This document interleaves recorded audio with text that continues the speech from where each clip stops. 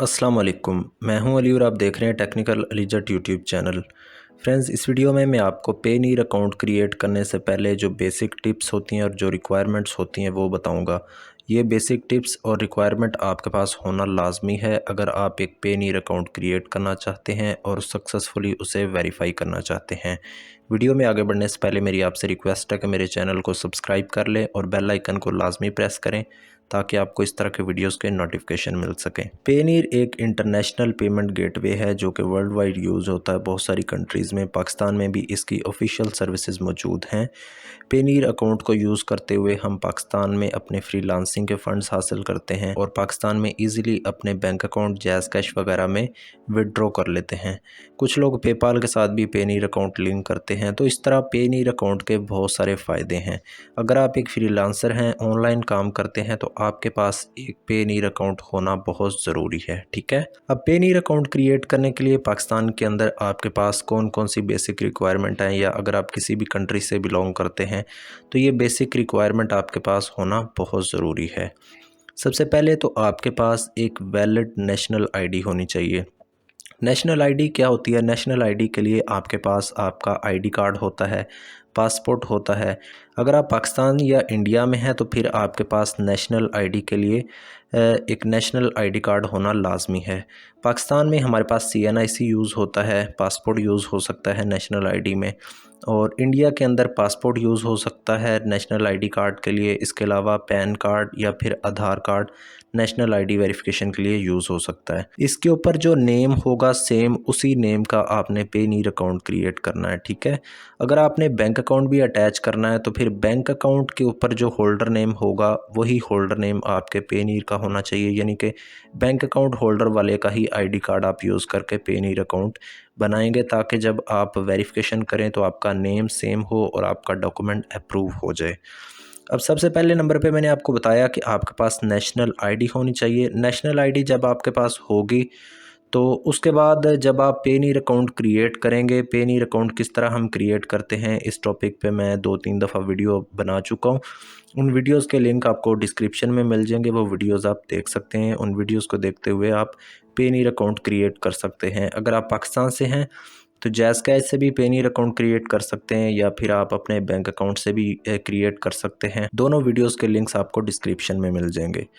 अब बात आती है कि अगर हम पेनीर अकाउंट क्रिएट करें, अकाउंट क्रिएट करते टाइम सबसे पहले मैंने आपको बताया कि आपने नेम का लाजमी ख्याल रखना है। नेम और आपकी जो डेट ऑफ बर्थ है, आईडी कार्ड नंबर है, ये सारी जो चीज़ें हैं ये आपकी सेम आपके डॉक्यूमेंट के अकॉर्डिंग होनी चाहिए। ठीक है, उसके बाद जब आप पेनीर अकाउंट क्रिएट कर लेंगे, अकाउंट क्रिएट करने के कुछ देर बाद जब आप पेनीर अकाउंट की एप्लीकेशन सबमिट कर लेंगे तो उसके कुछ देर बाद तकरीबन 1 से 2 घंटे के बाद पेनीर आपसे नेशनल आईडी डॉक्यूमेंट मांगेगा, जिसमें आपने CNIC अपलोड करना है। अगर पाकिस्तान से हैं, CNIC से अकाउंट क्रिएट किया है तो CNIC यूज़ करेंगे, पासपोर्ट से क्रिएट किया है तो पासपोर्ट अपलोड करेंगे। अगर इंडिया से हैं, पैन कार्ड, आधार कार्ड या फिर पासपोर्ट वगैरह अपलोड करके अपनी नेशनल आईडी को कंप्लीट करेंगे, उसकी वेरिफिकेशन को मुकम्मल करेंगे। ठीक है, आपने अपना डॉक्यूमेंट सबमिट करना है, वो डॉक्यूमेंट आपको आगे हिस्ट्री के अंदर शो होगा। ठीक है, उसका आपको स्टेटस शो होगा अंडर रिव्यू में। अंडर रिव्यू आपका वो डॉक्यूमेंट 1-2 घंटे रहेगा, उसके बाद आपका डॉक्यूमेंट अप्रूव्ड हो जाएगा। ठीक है, आपने सही डॉक्यूमेंट अपलोड करना है ताकि आपका डॉक्यूमेंट अप्रूव्ड हो जाए। रिसीविंग अकाउंट्स हासिल करने के लिए आपको इन्फॉर्मेशन सबमिट करनी पड़ती है रिसीविंग अकाउंट क्वेश्चनर की। अब रिसीविंग अकाउंट क्वेश्चनर क्या चीज़ है ये मैं आपको बताता हूँ। रिसीविंग अकाउंट क्वेश्चनर के अंदर आपने पेनीर को बताना होता है कि आपकी पेमेंट कहाँ से आएगी और आप किस लिए जो है वो पेनीर को यूज़ कर रहे हैं। ये सारी डिटेल्स आपने सबमिट करनी है रिसीविंग अकाउंट क्वेश्चनर में। जब आप सबमिट कर देंगे तो फिर आपको रिसीविंग अकाउंट्स मिल जाते हैं। रिसीविंग अकाउंट क्वेश्चनर किस तरह फिलअप करते हैं इस टॉपिक पे भी मैंने वीडियो अपलोड की है, उसका भी लिंक आपको डिस्क्रिप्शन में मिल जाएगा, ऊपर आई बटन में भी शो हो रहा है, तो वो देख के आप रिसीविंग अकाउंट क्वेश्चनर को सबमिट कर लें। ठीक है, रिसीविंग अकाउंट क्वेश्चनर जब आप सबमिट कर लेंगे तो आपका अकाउंट 100% वेरीफाइड हो जाएगा। इसको आप इजीली अब यूज़ कर सकेंगे। इसके अंदर ये नहीं कि आप पेमेंट वगैरह भी रिसीव कर सकते हैं, आपको रिसीविंग अकाउंट्स मिल जाएंगे। जब आप रिसीविंग अकाउंट क्वेश्चनर सबमिट करते हैं तो ये कुछ देर अंडर रिव्यू में रहता है। अंडर रिव्यू में रहने के बाद आपके जो रिसीविंग अकाउंट्स हैं वो आपको अप्रूव्ड सेक्शन में नज़र आ रहे होते हैं, और अगर आप वेरिफिकेशन सेंटर में जाएंगे, हिस्ट्री के अंदर जाएंगे, तो वहाँ पे receiving account questioner under view ही आपको नज़र आएगा। ये कभी भी यहाँ पे आपको इसका स्टेटस अप्रूव्ड लिखा नज़र नहीं आएगा। नेशनल आईडी या दूसरे डॉक्यूमेंट तो आपको अप्रूव्ड लिखे नज़र आ सकते हैं, लेकिन बिज़नेस डिटेल्स या फिर ये रिसीविंग अकाउंट क्वेश्चनर जो है, ये आपको हमेशा यहाँ पे अंडर व्यू ही लिखा नज़र आएगा। लेकिन इसका मतलब ये नहीं कि आपका अकाउंट अप्रूव्ड नहीं, ये सिर्फ़ और सिर्फ यहाँ पे पेनीर आपसे इन्फॉर्मेशन मांगता है जो आपने सबमिट करनी है, और आपको रिसीविंग अकाउंट्स मिल जाते हैं। बेसिक रिसीविंग अकाउंट्स 3 होते हैं, यूएसए का होता है, यूरो का होता है और जीबीपी यूके का अकाउंट होता है। ठीक है, ये 3 रिसीविंग अकाउंट्स हमें मिलते हैं। अगर आपको और रिसीविंग अकाउंट चाहिए, जिस तरह जापान, ऑस्ट्रेलिया, कनाडा वगैरह का, तो उसके लिए आपने रिक्वेस्ट करनी होती है पेनीर के अंदर और रिसीविंग अकाउंट्स की, तो वो आपको मिल जाते हैं। लेकिन उसके लिए आपके अकाउंट के साथ वेरीफाइड बैंक अकाउंट लिंक होना ज़रूरी है। ठीक है, जो आपका लोकल बैंक अकाउंट होता है, बेशक पाकिस्तान से हैं या किसी भी कंट्री से हैं। अब इसके बाद पेनीर आपसे जो वेरिफिकेशन करवा सकता है वो एड्रेस वेरिफिकेशन करवा सकता है। एड्रेस वेरिफिकेशन में आप 2 तरह के डॉक्यूमेंट सबमिट कर सकते हैं। यूटिलिटी बिल, जिसके अंदर आपका किसी भी चीज़ का बिल हो सकता है, गैस, बिजली या फिर वाईफाई वगैरह का, वो बिल आपने सबमिट करना है। हमेशा याद रखें कि डाउनलोडेड डॉक्यूमेंट कभी भी पेनीर एक्सेप्ट नहीं करता। आपने एक अपनी जो बिल है उसका प्रिंट निकलवाना है, प्रिंट निकलवा के उसको पीडीएफ में कन्वर्ट करके वो सबमिट करेंगे, तो फिर आपकी एड्रेस वेरिफिकेशन मुकम्मल होगी। ठीक है, एड्रेस वेरिफिकेशन की जो डिटेल्स हैं वो भी आपकी पेनीर से मैच करनी चाहिए डॉक्यूमेंट की। जो डॉक्यूमेंट पे एड्रेस और नेम है वही एड्रेस और नेम आपके पेनीर में होना चाहिए। अगर आप अपनी पेनीर डिटेल्स को एडिट करना चाहते हैं तो इस टॉपिक पे मैंने वीडियो अपलोड किया, पहले अपनी पेनीर डिटेल्स को एडिट करें, चेंज करें, अपने डॉक्यूमेंट के अकॉर्डिंग करें, उसके बाद डॉक्यूमेंट सबमिट करेंगे तो वो अप्रूव्ड हो जाएगा। ठीक है, एड्रेस वेरिफिकेशन में आप बैंक स्टेटमेंट भी सबमिट कर सकते हैं, क्योंकि आपकी बैंक स्टेटमेंट पे आपका एड्रेस शो हो रहा होता है, तो उस डॉक्यूमेंट को यूज़ करके भी आप एड्रेस वेरिफिकेशन करवा सकते हैं। ठीक है, इसके अलावा पेनीर आपसे बैंक वेरिफिकेशन करवा सकता है। अगर आपने अपने पेनीर में एक बैंक अकाउंट लिंक किया है तो उसके लिए बैंक वेरिफिकेशन होगी। बैंक वेरिफिकेशन के लिए 2 तरह के मेथड यूज़ होते हैं। एक 2 स्मॉल माइक्रो डिपॉजिट पेनीर आपके बैंक अकाउंट में करता है, यानी कि 0.05 इस तरह करके कोई 2 ट्रांजैक्शंस पेनीर आपके बैंक अकाउंट में सेंड करेगा। वो ट्रांजैक्शन आपने पेनीर के अंदर सबमिट करनी है वेरिफिकेशन सेंटर में।